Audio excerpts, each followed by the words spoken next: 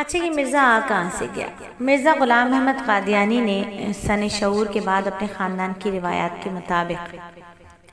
انگریزی حکومت سے رابطہ قائم کیا اور بات پہنچی ملازمت، یعنی عام سا نوجوان تھا۔ انگریزی حکومت کے دور میں ملازمت ہو گئی۔ ملازمت کے دوران اس کا تعلق عیسائی مشینریوں سے ہو گیا، تعلق گہرا ہوتا چلا گیا۔ ترک ملازمت کے بعد مرزا قادیانی نے ایک جانب عیسائی پادریوں سے مناظرے شروع کر دیے اور دوسری جانب عیسائی حکومت کو اللہ ذوالجلال کے سایہ عاطفت قرار دیا اور ہندوستان اور بیرون ہند انگریزی حکومت کی اطاعت کو مذہبی فریضہ قرار دیا اور برطانوی حکومت کی مخالفت کو نمک حرامی اور دین اسلام سے انحراف ثابت کرنے کا مسلسل یہ کوشش کرتا رہا۔ مرزا غلام احمد قادیانی جو تھا، اپنے دعوی الہام سے وفات تک انگریزوں کے لیے جاسوسی کو دینی کام تصور کرتا رہا اور ایسے مسلمانوں اور غیر مسلمین کے قوائف وائسرائے ہند کو بھجواتا رہا جو خفیہ یا اعلانیہ برطانوی حکومت کے مخالف تھے یا ہندوستان آزاد کرانے کی جدوجہد کے معاون تھے۔ اسی دوران مرزا غلام احمد قادیانی نے ان تمام مسلم ممالک میں اپنی کتابیں شائع کی اور بعض ممالک میں مبلغ بھی بھجوائے جو ان لوگوں کی جاسوسی کرتے تھے جو برطانیہ کی غلامی سے نجات حاصل کرنے کے لیے جدوجہد کر رہے تھے۔ تو یہ انگریز انہیں کیا کرتے تھے، جب جاسوسی کے بعد مل جاتے تھے نام تو انگریز ان کو مظالم کا نشانہ بناتے۔ یہ قادیانی کارکن ان ممالک کے باشندوں کو جہاد کے بارے میں بدل کرتے تھے، یعنی جہاد سے بدل کرتے تھے۔ تو ایک عرصے تک مختلف قسم کے مذہبی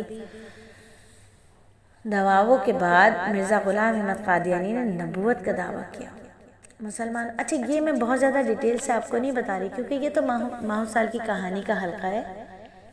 ساری تفصیلات جو ہوتی ہیں نا وہ ہم کرتے ہیں ختم نبوت کے حلقے میں۔ تو چیدہ باتیں ہیں، وہ بھی اس مناسبت سے کہ اس ماہ مبارک میں یعنی ماہ ربیع الثانی میں مرزا غلام قادیانی اپنے انجام بد کو پہنچا تھا، واصل جہنم ہوا تھا، تو اس وجہ سے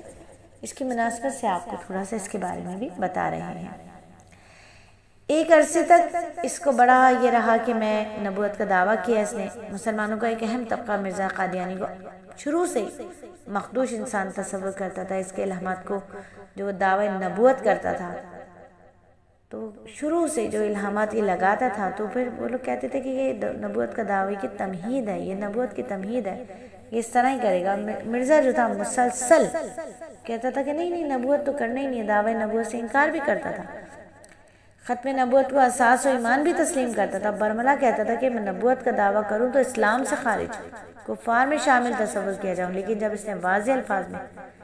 قسمیں کھا کر اپنے آپ کو نبی کی حیثیت سے پیش کرنا شروع کر دیا تو مسلمانان ہند نے 1400 سالہ اسلامی تاریخ کے اجماع کے مطابق مرزا غلام احمد قادیانی کو کافر، مرتد اور دار اسلام سے خارج قرار دیا۔ قادیانیوں کے اور مسلمانوں کے مابین اختلافات کا آغاز تو مرزا قادیانی کے دعووں سے ہی ہو گیا تھا اور دعوی نبوت نے اس اختلاف کو مزید فیصلہ کن مرحلے میں داخل کر دیا اور اسی دوران مرزا نے دوسرے انبیاء علیہ السلام کے بالمقابل اپنی انفرادیت اور عظمت کا اظہار کیا تو امت مسلمہ کے جذبات میں اور زیادہ شدت پیدا ہوئی۔ مرزا قادیانی نے بعض انبیاء علیہ السلام بالخصوص سیدنا مسیح علیہ السلام اور انہی کے ساتھ سیدنا ابوبکر صدیق، سیدنا علی مرتضیٰ، سیدنا حسین ابن علی، اہل بیت اور بعض دوسرے صحابہ رضی اللہ تعالیٰ اجمعین کی شان میں بہت گستاخیاں کی اور اپنے آپ کو ان سب سے برتر اور افضل ثابت کرنے کی کوشش کی، اور اس کا رد عمل تو شدید آنا ہی تھا، بالکل شدید صورت میں رونما ہوا۔ یہ سلسلہ جاری ہی تھا کہ مرزا قادیانی اس دنیا سے کوچ کر گیا اور دوسری طرف مرزا محمود نے 1913 اور 14 میں جماعت پر قابض ہونے کے فوراً بعد انگریزوں سے اپنا رشتہ مستحکم کر لیا۔ جنگ عظیم اول 1919 سے 1914 تک میں نہ صرف یہ کہ انگریز کی کھلم کھلا حمایت کی بلکہ جب انگریز بغداد پر قابض ہوا تو مرزا محمود نے اس پر انتہائی مسرت کا اظہار بھی کیا اور قادیان میں شیرینی تقسیم ہوئی، چراغاں کیا گیا اور ایسی ہی خوشی کا اظہار ترکی کی شکست اور دوسرے مسلمان ملکوں پر انگریزی اقتدار کے مستحکم ہونے پر انہوں نے کیا تھا۔ تو مرزا غلام احمد قادیانی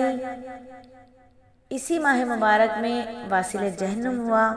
اور یہ انگریزوں کا لگایا ہوا ایک خوش ساختہ پودا تھا جس کو انگریز گورنمنٹ آج بھی سرپرستی دیتی ہے اور آج بھی یہ دنیا عالم اسلام میں کوشش کرتے ہیں کہ مسلمانوں کو مرتد بنائیں، اور مرزا ناصر نے خلافت سنبھالنے کے بعد 1965 سے آئندہ 20-25 سال میں قادیانی حکومت کے قیام کی پیشن گوئی کیا اور اسے بار بار دہرایا۔ اس پیشن گوئی کو پاکستان میں عملاً پورا کرنے کے لیے انواع اقسام کی فوجی اور غیر فوجی تیاریاں کی، مثلا 10,000 احمدی گھوڑوں